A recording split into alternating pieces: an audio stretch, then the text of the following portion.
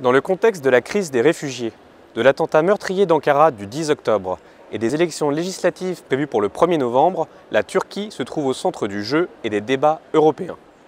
Les États membres comptent en effet sur ce pays pour faire face à l'afflux massif de réfugiés, venus principalement de Syrie, en échange d'une aide financière et de la reprise du processus d'adhésion à l'Union européenne. Après avoir été évité pendant des mois en raison de sa dérive autoritaire et liberticide, le président turc Recep Tayyip Erdoğan entend quant à lui se servir de cette soudaine position de force pour obtenir de larges concessions et faire la différence en vue d'obtenir la majorité absolue au Parlement. Quel avenir pour les relations entre l'Europe et la Turquie? Un plan d'action commun est-il conciliable avec l'exercice du pouvoir du gouvernement turc? Ce sont les sujets à la une de ce nouveau numéro de Toute l'Europe en débat.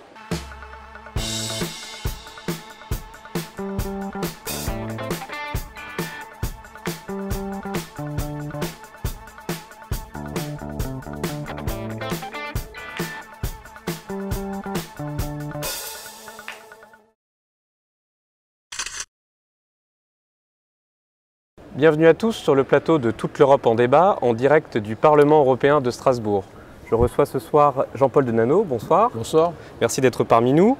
Monsieur Denanot, vous êtes eurodéputé depuis l'an dernier, élu sous les couleurs du Parti socialiste, et parmi vos attributions ici au Parlement européen, vous êtes membre de la commission parlementaire mixte UE-Turquie. Face à vous ce soir, Cristian Preda, bonsoir. Bonsoir, merci également d'être ici. Monsieur Preda, vous êtes de nationalité roumaine. Eurodéputé depuis 2009, membre du Parti populaire européen, et ici au Parlement vous faites notamment partie de la Commission des affaires étrangères. Alors le Conseil européen du 15 octobre dernier a entériné la volonté européenne de mettre sur pied un plan d'action avec la Turquie pour la gestion des flux de réfugiés.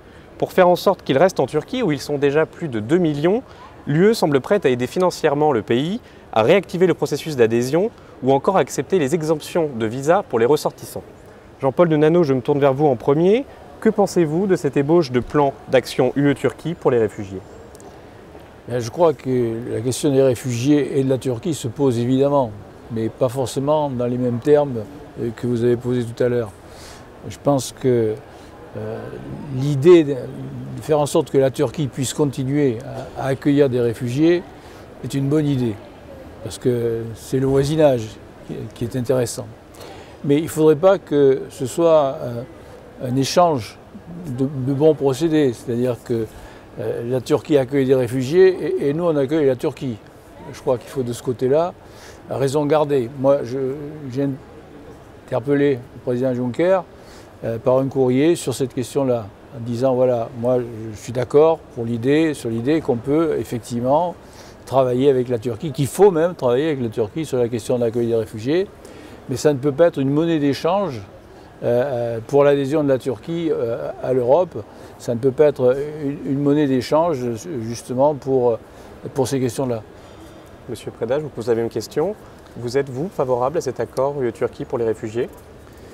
Je suis favorable à toute entente raisonnable et qui ne soit pas improvisée avec la Turquie. Parce que les Turcs demandent depuis pas mal de temps non seulement de les aider sur le dossier des réfugiés, ils ne viennent pas de recevoir 2 millions de réfugiés, ils l'ont fait bien avant, mais ils nous demandent également d'ouvrir de nouveaux chapitres de négociations, parce que c'est un pays candidat dont les négociations sont bloquées, et il dit si ce n'est pas débloqué, l'opinion publique va se montrer tout à fait défavorable à l'Europe, on va perdre le soutien en faveur de l'Europe. Et troisièmement, il demande aussi un régime de libéralisation des visas, notamment à partir de ce statut de pays candidat, parce qu'ils disent qu'il y a des pays des Balkans qui ne sont pas candidats, et qui ont le régime des visas. Seul le Kosovo, comme on le sait, n'est pas dans cette situation-là. Et puis nous, les Turcs, on est exclus. Donc voilà les arguments. Maintenant, moi je suis d'accord qu'il ne faut pas improviser un peu rapidement des échanges. Particulièrement, mais ce n'est pas nécessairement la position du groupe PPE, on est divisé sur cette question. Moi je suis pour une clarification très nette des rapports avec la Turquie. C'est indigne de nous, je crois, de maintenir cette ambiguïté. Un pays qu'on déclare candidat mais qui n'est pas traité comme un candidat.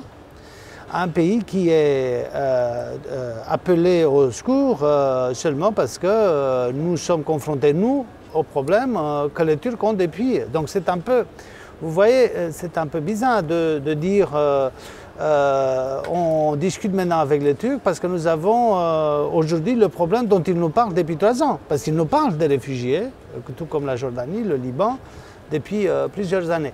Et donc, là, il faut se décider. Hein. Si un jour on a vraiment du courage politique, il faut vraiment débloquer le dossier de candidature. Si on veut pas, si on n'a pas un accord dans ce sens-là, au moins clarifions les choses et il faut dire aux Turcs qu'ils ne sont plus candidats. Donc il faut prendre une décision. Cette ambiguïté est très, je crois, défavorable à nous, Européens, avant tout. Est-ce que l'Europe se défausse de ses responsabilités en demandant à la Turquie de gérer le problème des réfugiés à sa place ? Elle ne se défausse pas de ses responsabilités, elle essaye de trouver une solution à ce problème d'immigration qui est un problème aujourd'hui extrêmement prégnant pour l'Europe tout entière. Je pense que la Turquie ne peut pas être exclue du jeu de la question des migrants, comme ne peut pas être exclue tous les voisins de la Syrie. Je pense au Liban, je pense à la Jordanie. Je crois que tous ces pays-là sont forcément au cœur de la problématique. Et l'Europe est bien inspirée, de mon point de vue, de travailler avec eux. Je crois qu'il faut continuer à travailler avec eux. C'est pour nous sans doute la meilleure solution. Ceci dit, effectivement, la problématique de l'adhésion de la Turquie est posée, comme vous l'avez dit, depuis des dizaines d'années, et on n'a pas beaucoup avancé. Pourquoi est-ce qu'on n'a pas beaucoup avancé? Parce qu'effectivement, vous l'avez dit, dans votre parti, vous êtes divisé. Dans les autres partis, il y a aussi des divisions par rapport au fait que la Turquie puisse adhérer ou pas. Donc ça, ce sont des questions qui sont extrêmement complexes et effectivement soumises à l'opinion publique. On sait bien que les opinions publiques pèsent dans les décisions politiques. Donc je crois que le processus d'adhésion est en cours, il ne faut pas l'interrompre, il faut le poursuivre, et notamment ouvrir les chapitres 23-24, ou 23-24 je crois, qui sont des chapitres importants sur la question des libertés. La liberté de la presse notamment, qui est malmenée aujourd'hui en Turquie. Oui, c'est un vrai souci. Donc si ces questions-là peuvent être mises sur la table par rapport au gouvernement turc, je crois qu'on peut avancer, mais il y a des préalables qu'on ne peut pas lâcher. Mais cette réactivation, et là je m'adresse à vous deux, de la possible adhésion de la Turquie à l'Europe, est-ce que ce n'est pas un leurre en quelque sorte? Parce qu'on imagine mal la Turquie entrer dans l'Europe dans un futur prévisible. Il y a beaucoup d'États qui y sont défavorables et les Turcs eux-mêmes n'ont pas l'air extrêmement enclins à rentrer actuellement. Pourquoi remettre ça sur la table aujourd'hui? Parce que c'est mis aussi par nos partenaires, c'est-à-dire quand vous discutez avec les Turcs, vous ne pouvez pas leur dire, vous savez, nous on discute seulement les réfugiés, parce que les réfugiés sont arrivés aussi chez nous. C'est pas sérieux ça. Vous ne pouvez pas ouvrir, comment dirais-je, un seul dossier. Vous avez sur votre table beaucoup de dossiers avec les Turcs. Et donc, si on est vraiment, je crois, sérieux dans notre approche, il faut avoir justement cette capacité de prendre des décisions qui ne sont pas contredites ou oubliées le jour d'après, ou qui ne sont pas mises dans un tiroir qui est fermé à clé. Et c'est le cas avec la candidature turque. Et donc c'est fait maintenant, assumons ça. Maintenant, il y a aussi la question très délicate de la libéralisation des visas, parce qu'ici encore, ils attendent une réponse. Et le fait de leur dire oui, c'est intéressant, discutons, mais on ne le discute jamais, ça c'est très pesant pour nous, Européens tout d'abord. Hein. Donc, voyons ce que peut être fait. Bien sûr qu'ici, dans le dossier des migrants, ce n'est pas seulement la Turquie. On doit mettre la question au clair, enfin, avec la responsabilité de la Grèce, parce qu'on a... Voilà, on a tellement discuté, on s'est tellement, comment dirais-je, emballé pour discuter le dossier grec, qu'on a oublié le fait qu'ils sont non pas un pays avec une dette énorme, mais aussi le principal point de contact avec nos amis turcs pour ce qui est des migrants. Et donc là, dernièrement, on a un peu oublié la Grèce et les responsabilités des Grecs pour ce qui est de ces transferts des migrants. est-il une vraie solution? Est-ce qu'on peut accepter ça pour la longue durée? De nouveau, c'est des réponses qu'on doit donner d'une manière très claire. Et bon, c'est pas seulement ici, mais et c'est pas seulement la Grèce, mais là dernièrement, la question principale qui n'est pas, j'ai l'impression, mise sous la forme la plus explicite, c'est cette, comment dirais-je,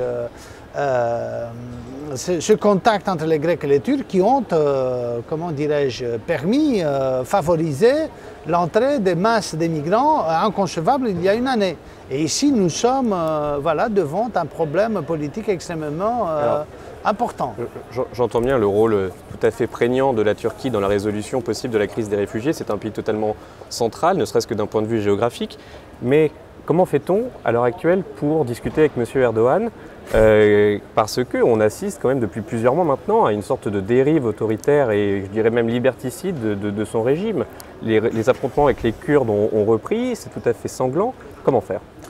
C'est extrêmement difficile de discuter, surtout en période électorale, avec quelqu'un qui est quand même à des comportements de dictateur et qui veut à tout prix devenir président à vie, j'ai envie de dire, de la Turquie. Donc il y a un vrai problème de fond qui est posé par rapport à M. Erdogan. Mais moi je suis très optimiste par rapport à la démocratie d'une manière générale. Je pense que le peuple turc, c'est dimanche prochain, va s'exprimer et à partir de là, il faudra que tout le monde tienne compte de l'expression démocratique du peuple. Moi, je crois que l'enjeu de l'élection de dimanche prochain est un enjeu considérable, non seulement pour la Turquie, mais aussi pour l'Europe tout entière, parce qu'en fonction des résultats électoraux que nous aurons, l'attitude vis-à-vis de la Turquie peut être sensiblement différente entre l'Europe et la Turquie. Donc, pour rappel, des élections avaient eu lieu en juin. M. Erdogan espérait la majorité absolue au Parlement pour pouvoir réformer la Constitution à son avantage, ça n'a pas été le cas. Il convoque de nouvelles élections en novembre. Est-ce qu'il a bafoué la démocratie? Et deuxième question en une, comment fera-t-il s'il n'obtient toujours pas cette majorité absolue dimanche prochain? Voilà, il n'a pas obtenu une majorité absolue. Certes, c'est un fait, mais c'est aussi un fait le refus de travailler à une coalition. Il y a eu des refus d'une part et de l'autre, et donc c'est quand même une situation délicate dans une situation de pluralité. Parce que quand j'entends les critiques à M. Erdogan, certains sont bien sûr fondés, mais je ne vois pas les mêmes critiques à l'adresse d'un pays comme la Russie, où j'attire votre attention, il n'y a pas cette diversité qu'on a encore en Turquie. Et donc, pour moi, il y a des responsabilités qui sont partagées. Ce n'est pas seulement Erdogan ou Davutoglu qui sont responsables pour le fait qu'il n'y a pas de gouvernement. Espérons qu'après les élections, on n'entrera pas dans un nouveau blocage politique à cause de l'incapacité de construire par consensus une coalition, s'il n'y a pas une majorité, parce qu'on ne peut avoir que ces deux variantes. Un gouvernement majoritaire, c'est bon, on a eu ça récemment en Pologne, ils ont pour une première fois après la chute du communisme une majorité simple, c'est une solution, c'est pas uniquement en Pologne, c'est dans d'autres pays européens, je crois savoir que la France aussi a un gouvernement majoritaire. Pour l'instant, voilà. Donc, où vous avez des coalitions. Donc on n'a pas mille possibilités. Donc la Turquie, donc, je crois qu'elle doit être aidée pour faire un consensus, parce qu'on ne peut pas imaginer un gouvernement minoritaire ici en Turquie, maintenant en Turquie, ça va être très risqué. Deuxième point, moi je trouve que la question kurde, elle est très sensible comme on le sait tous. Il y a un risque supplémentaire maintenant parce que les Kurdes ont décidé d'aller aux élections comme parti et non pas, comme c'était le cas avant, à partir des candidatures individuelles. Et le risque est très grand, parce que si le parti n'atteint pas le seuil, qui est énorme, ça c'est une critique qu'on doit adresser effectivement aux Turcs, au système politique turc, le fait qu'il y a un seuil de 10%, mais s'ils ne passent pas le seuil, ils vont être à l'extérieur et ça va compliquer encore la situation politique. Mais je crois que, bon, il ne faut pas, comment dirais-je, épuiser les ressources d'optimisme. Donc espérons tout d'abord qu'il y aura cette diversité de la société turque représentée, y compris avec les Kurdes au Parlement.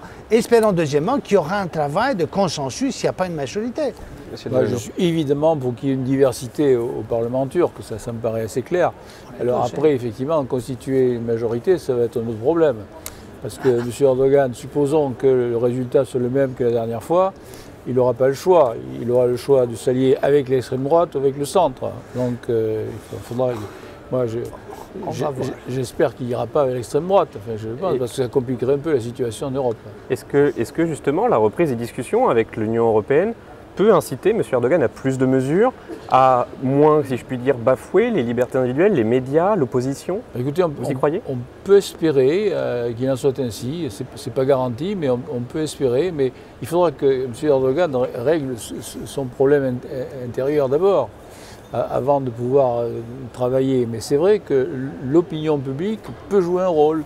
Et moi, j'ai reçu, depuis que je suis au Parlement, plusieurs émissaires turcs, que ce soit des entrepreneurs, que ce soit des gens du monde associatif, qui sont tous très désireux d'adhérer à l'Union européenne.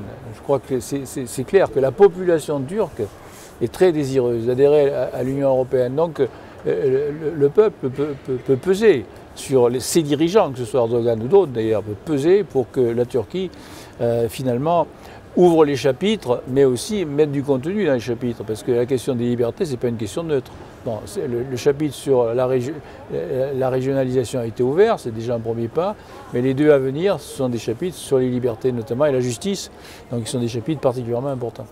Dans la mesure où l'Europe est plutôt actuellement dans une position de faiblesse vis-à-vis de la Turquie, dans la mesure où certains États comme l'Allemagne ont énormément de problèmes en interne à gérer les flux d'arrivée de réfugiés, est-ce que l'Europe pourra se montrer ferme face à M. Erdogan pour l'inciter à respecter les minorités, l'opposition? Vous y croyez? Maintenant, je me vois obligé de répéter. Il se peut qu'après les élections, on entre dans une logique de coopération et qu'il soit nécessaire d'aider une coalition en Turquie. Donc moi je ne veux pas anticiper la catastrophe. J'aime pas ça, parce que... c'est pas catastrophiste. Non, mais je veux dire, on passe parfois des messages, et on fait, y compris ici au Parlement, des débats qui sont supposés aider l'avancement de la démocratie et qui, finalement, la fragilisent là-bas. Parce que si on dit dès le début, il n'y a pas de solution en Turquie, et rien ne pourra être fait, bon, comment est-ce qu'ils vont nous prendre au sérieux? Parce que si on leur dit, bon, vous êtes incapable de faire un gouvernement et de tenir une majorité solide qui soit monocolore, alors ils vont nous dire, vous n'avez pas confiance en nous. Donc, voyons ce qui se passe. Moi, j'espère qu'il y aura cette capacité des politiques turcs, des différents partis, de travailler au consensus pour avoir un gouvernement de coalition, si une majorité ne se présente pas. Mais si une majorité se définit aux urnes, il faut la respecter. Si on dit dès le début que toute majorité monocolore est dangereuse, et deuxièmement qu'il n'y a pas les capacités de négocier une coalition diverse, alors on ne leur offre aucune chance. Ils vont nous dire, bah, vous ne voulez pas travailler avec nous, c'est leur réaction naturelle. Et ils ont raison, d'autant plus que le parti d'Erdogan a quand même commencé comme le grand ami de l'Europe. Ce sont eux qui ont poussé le dossier plus que leurs prédécesseurs. Donc on n'a pas beaucoup d'amis là-bas, on n'a pas 1000 alternatives, 1000 solutions, 1000 variantes en Turquie. Donc moi je reste optimiste, j'espère que le jour d'après les élections, on aura la bonne nouvelle d'une ouverture par rapport à nous et qu'on sera capable de répondre à cela, non pas avec des réponses ambiguës en disant une chose et son contraire la semaine d'après. Un mot pour conclure sur l'État islamique. La Turquie a également un rôle également tout à fait central à jouer contre l'État islamique, également dans la résolution éventuelle de la guerre en Syrie. Est-ce qu'une Turquie plus européenne peut davantage servir les intérêts occidentaux? Et deuxième question dans cette même phrase, est-ce que vous jugez l'action actuelle de la Turquie efficace contre l'État islamique alors que, encore aujourd'hui, des frappes ont été commises contre les Syriens et contre les Kurdes syriens, pardon. Oui, l'intervention de la Turquie contre l'État islamique est quand même très ambiguë, effectivement. Vous avez raison de le souligner. Je crois que la Turquie est effectivement dans un endroit géostratégique complètement important. Et donc on ne peut pas aujourd'hui imaginer que dans ce secteur du monde, la Turquie soit écartée. Et moi je pense très honnêtement que la Turquie a intérêt à se rapprocher de l'Europe et réciproquement. Sinon la Turquie soit va devenir le centre du Moyen-Orient, soit va se tourner vers d'autres pays, notamment les États-Unis. Donc je crois que l'Union européenne serait bien inspirée de continuer à travailler avec la Turquie. Monsieur Preda, un mot de conclusion sur la Turquie. Écoutez, les Turcs, ils ne sont pas les seuls, ont certaines inquiétudes après l'accord nucléaire avec l'Iran. Nous sommes une partie dans ces négociations avec l'Iran et nous avons des espérances, des espoirs importants en Europe pour ce qui est d'une amélioration de nos relations politiques avec l'Iran. Cette perspective inquiète les Turcs, comme inquiète les Saoudiens, comme inquiète également les Israéliens. Trois acteurs très différents d'ailleurs. Donc on doit être conscient de cette situation-là. Et quand nous parlons du rôle de la Turquie dans le contexte régional, il faut prendre en compte aussi les peurs que suscite pour des acteurs de la région, y compris la Turquie, un rapprochement avec l'Iran. Et pour nous, cet équilibre très difficile entre des États membres qui sont plus intéressés à travailler avec les Saoudiens qu'avec les Iraniens et respectivement d'autres qui préfèrent l'inverse, ça complique encore plus nos rapports avec d'autres acteurs essentiels de la région, la Turquie et l'Israël. Je mentionne l'Israël parce qu'on vient d'avoir maintenant même un débat en plénière et qui concerne justement cette même chose. Maintenant, il faut, je crois, prendre au sérieux tous ces acteurs de la région. Vous parlez de la Turquie et j'insiste, il ne faut pas voir en Turquie un enfant, le mauvais élève de la classe auquel on adresse comment dirais-je, des réprimandes. Des réprimandes, hein. Parfois on est dans cette logique-là et c'est regrettable. Christiane Preda, Jean-Paul Dano, merci beaucoup pour ces échanges très intéressants. J'espère avoir l'occasion de vous revoir bientôt sur ce plateau. La rédaction Toute l'Europe sera mobilisée bien évidemment pour suivre les élections législatives turques du 1er novembre et continuera d'analyser la gestion européenne de la crise des réfugiés. Je vous donne rendez-vous le mois prochain ici à Strasbourg pour un nouveau numéro de Toute l'Europe en débat et d'ici là restez connectés sur touteleurope.eu.